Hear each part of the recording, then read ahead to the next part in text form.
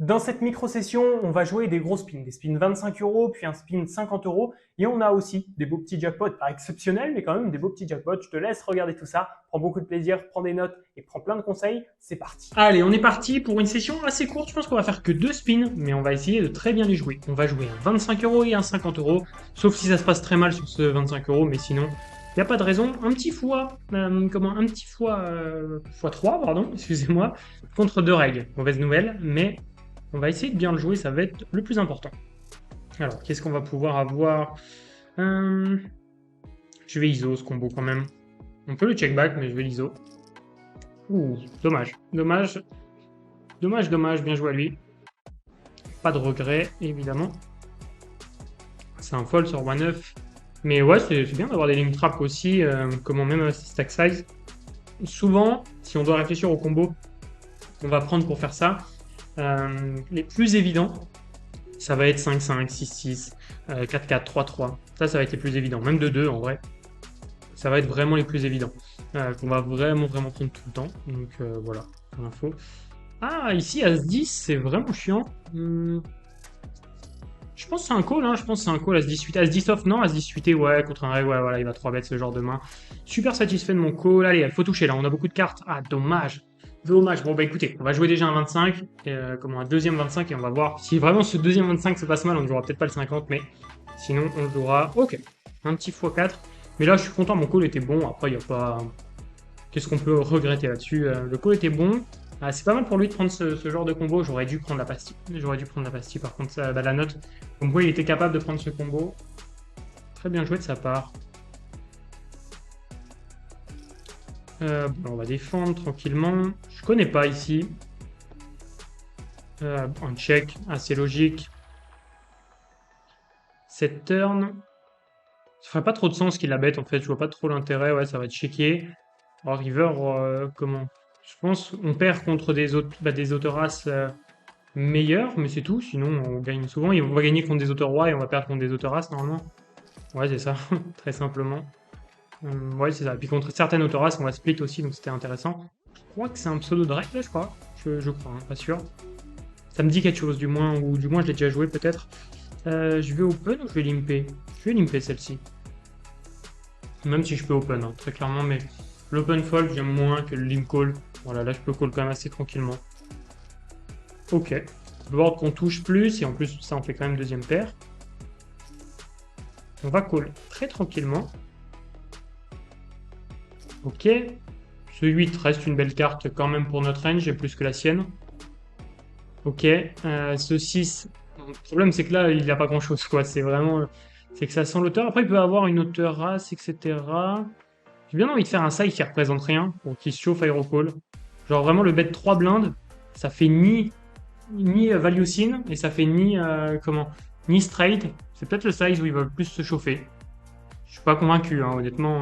Comment Ici, ouais, le but c'est vraiment qu'il arrive à chauffer et qu'il mette un sizing qui représente rien. Si j'overbet, je représente que straight. Si je fais tout petit, je représente vraiment peut-être une straight ou double paire qui essaye de value sin. Parce que si je fais mi-pot, d'ailleurs ça l'a fait hésiter, donc peut-être c'était la bonne idée. Alors, pas pour ça qu'il va chauffer s'il a rien, il a rien, mais je trouve que le sizing était intéressant. Si c'est pas un reg, on s'en fout de ce que je viens de dire, autant faire cher et pas se prendre la tête. Si c'est contre, comme je pense que c'est un reg, c'est pour ça que j'ai fait ça. Mais si c'est un, comment, ouais, si c'est un récréa, voilà, on s'en fout, mais contre un reg, ça devient intéressant de faire ce sizing-là pour le mettre en difficulté. En fait, il faut toujours chercher un sizing qui va le mettre en difficulté.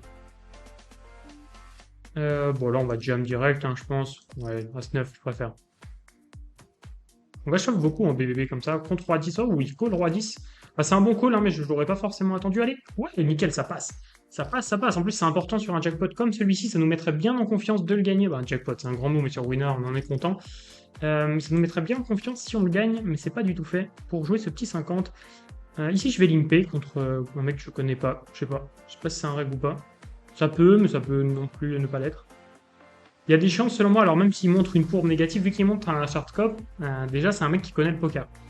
C'est pas un récrec sur son téléphone, normalement, donc il y a plus de chances que ce soit un régulier, souvent, quand vous avez des trucs, des termes techniques ou des trucs comme ça. C'est pas une science exacte, encore une fois. Hein. Il chauffe beaucoup, quand même. Il chauffe beaucoup, on va voir. Dame Valet, je vais lim trap, du coup. Au vu de ce nombre de chocs, c'est un lim trap pour moi. Ça touche énormément sa range, c'est un récréa. Ok, ça touche énormément sa range, je vais folder directement.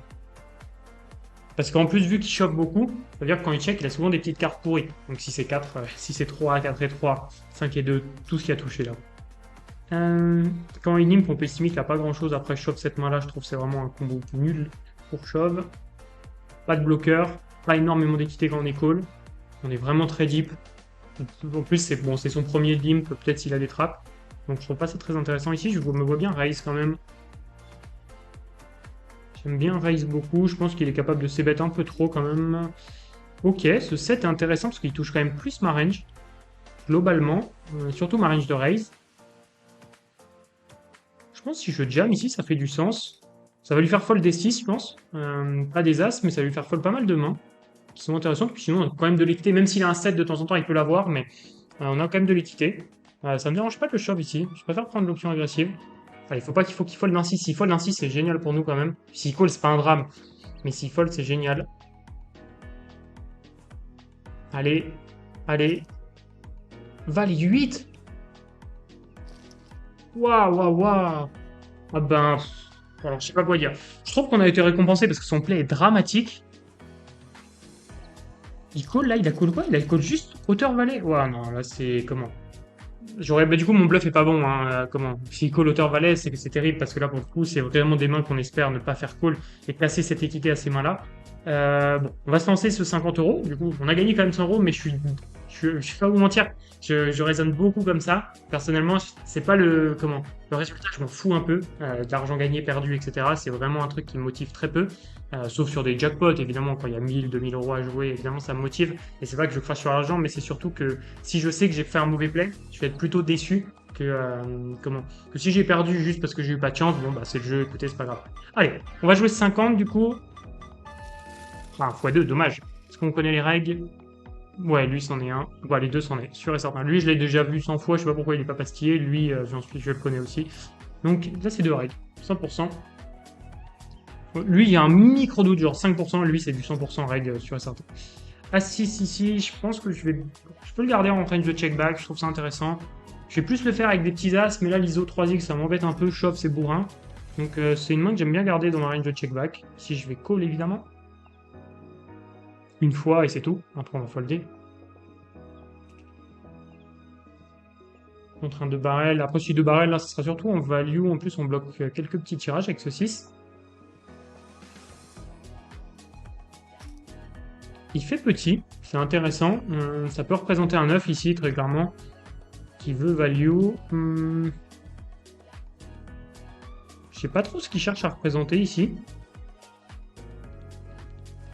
Bon, je vais call. J'ai la cote pour call sur un si petit sizing. Peut-être il a un 9, hein, et du coup, mais en fait, il me fait pas faire une énorme erreur s'il a un 9 ici, je trouve. C'est ça qui est bizarre. Et River, je me vois pas essayer de value. Là, c'est sans trop signe, parce qu'il a pas beaucoup de 5 et de 4 qui jouent comme ça. Valet 7. Ok, bon, heureusement que j'ai pas fold. Ok, mais je trouve il y a. Comment? Pour de vrai, je trouve un vrai intérêt à son play. Je le fais pas du tout. Bet petit. Si petit jeu. Alors, bet petit turn, oui, mais bet si petit turn, non. Et je trouve ça vraiment bien. J'aime beaucoup. Bet petit turn. Bet. Alors. 2 bas. Petit. Turn en bluff avec cut shot. Ah, vraiment, j'aime beaucoup. Hop, je vais mettre 33%. Mais non, c'est vraiment intéressant. J'ai vraiment failli fold, donc j'aurais failli faire une belle bêtise s'il fait ça avec des petites mains. Et je trouve ça super intéressant. Mais écoutez, là, je vous avoue que je vais creuser le play parce que, comment? Je pense objectivement, hein, j'aime bien être objectif tout le temps et vous dire, si je pense que je suis meilleur que les joueurs, je le dis, etc. C'est possible que ces deux joueurs-là soient légers meilleurs que moi. Évidemment, ils vont pas m'exploser et Et si on que des spins l'un contre l'autre, c'est Winamax qui va être gagnant parce que le rec, ils vont pas du tout pouvoir le compenser. Mais je pense qu'ils sont légèrement meilleurs que moi, les deux, très honnêtement. Lui, je le connais pas assez pour vous dire. Bah, les deux, en fait, je les connais pas assez, mais au vu des résultats qu'ils ont, je crois, dans le challenge, etc. Et en plus de ça, je les ai jamais vus faire des erreurs contre moi, donc je pense que oui. Ici, je vais shove contre un règle. Ok. Mais du coup, ouais, c'est vraiment de bons joueurs. Par exemple, cette main-là, je vais surtout pas la limper parce que pour le coup, je vais pas prendre des plays marginaux qui sont EV0 en GTO parce que moi, je vais moins bien les jouer qu'eux, sûr et certain. Là, 7, je vais shove directement, surtout sur 13 blindes. Bah, c'est pas que je vais moins bien. En fait, c'est tellement. Faut vraiment se rendre compte à quel point c'est minime hein, quand je vous dis que je vais moins bien les jouer qu'eux. Mais j'ai aucun intérêt de jouer des coups difficiles contre eux, contrairement à tous les autres joueurs, quasiment. Donc, dans les limites que je joue, hein, je précise. Sinon, comment 500 euros, etc., j'ai intérêt de jouer aucun coup. Bon, là, c'est un call. Ok. Allez, il faut toucher. Faut plus toucher là, faut vraiment penser au prochain coup. Ok, standard. Non, mais c'est vraiment des super joueurs, je pense vraiment. C'est clairement les meilleurs qu'on a vus dans les vidéos. Hein. Je pense, quand je prends toutes les vidéos que j'ai faites, ouais, je pense qu'on est sur les meilleurs joueurs que les deux là. Vraiment, c'est la table la plus difficile que j'ai eue sur le tout depuis le début de la chaîne. Intéressant, franchement intéressant. Bon, surtout que pour l'instant, j'ai pas fait d'erreur, donc je suis plutôt satisfait. Mais ouais, clairement les deux meilleurs joueurs. Et c'est cool de jouer contre presque plus fort, du moins, ou comme on voit, si, légèrement plus fort, on va dire. Là, c'est un setup, il peut rien y faire. Ok. Je vous l'ai déjà expliqué que là, c'est l'équivalent d'un flip. On a des mains. Allez, contre A6, c'est complètement standard. On fait le 8 direct, pas de cœur, pas de cœur, pas de cœur, j'ai dit. Ouais, super. Super, je l'avais dit quand même. Hein. Je l'avais dit. Allez, on va jouer ce HU. Roi 10, on va shove direct, je pense. Pas une main qu'on a envie de game trap, Roi 10. Ok. 4-4, on va call. Ou on va shove. Je sais pas trop ce qu'il fait quand il fait 5x, ça pour le coup, je sais pas. Bon, de toute façon, j'y vais, ça change rien. Je me demande. C'est pas parce qu'il fait 5x que c'est pas. Comment c'est possible qu'il ait des mains, ouais, j'aurais pas pensé ça, non. J'allais dire des mains plus intermédiaires qui essayent de maximiser leur fold equity. Par exemple, j'en sais rien, je sais pas, un 8 et 7 qui dans tous les cas va partir à tapis, essayer de maximiser sa fold equity, je me suis dit, mais intéressant. Bon, c'est pas une note à prendre parce que je pense ça changera pas grand chose. De toute façon, pour moi, c'est l'équivalent d'un shove. Bon, comme tu l'as vu, ça se finit bien. On gagne le deuxième et le troisième, les plus importants en réalité, et on fait 100 € de bénéfice sur la micro-session. Donc c'est déjà très cool. J'espère que ça t'a plu. Si c'est le cas, n'hésite pas à mettre un like et à t'abonner pour suivre les prochaines vidéos. Il y en a pas mal de contenu qui va arriver dans les prochains jours, dans les prochains mois et dans les prochaines semaines. Donc franchement, ça vaut le coup. Et si tu veux progresser au poker et découvrir toute la méthode qui m'a permis de devenir pro en moins de 60 jours et la méthode aussi qui a permis à mes élèves justement de devenir professionnels ou semi-pro en fonction de leurs objectifs, je te laisse regarder le premier lien dans la description, c'est spinpro.fr. Tu vas pouvoir découvrir tout ça gratuitement. De mon côté, je te remercie d'avoir suivi cette vidéo. J'espère qu'elle t'a plu. On se dit à plus pour une nouvelle vidéo. C'était Lucas.